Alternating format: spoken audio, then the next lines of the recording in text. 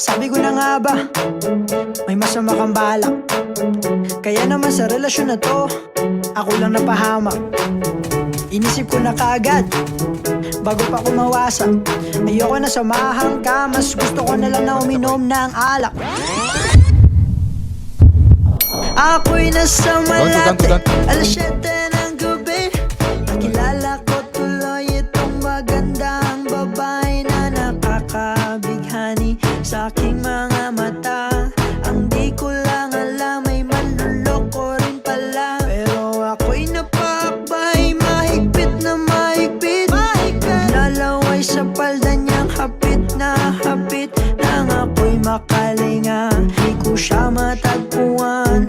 Ubos na aking money, di ko pa nahalikan. Kaya naman, ang sakit-sakit pala kapag naloko ka. Kaya naman sa relasyon na to ayoko na.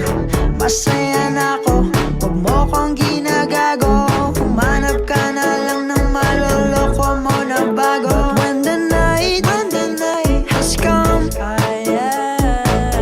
at pinatay ang ilaw, lumalabas Banyo Queen.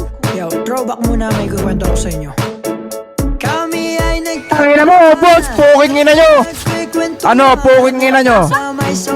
Kahit magtulong-tulong pa kayo, puking ina nyo. Kaya lang.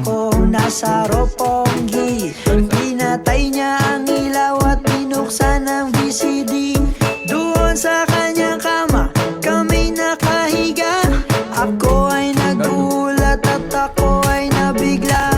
Ako'y nanginginig, pawis na pawis. Pabil na isa. Oh boy, walang the please. At ang sabi niya sa akin,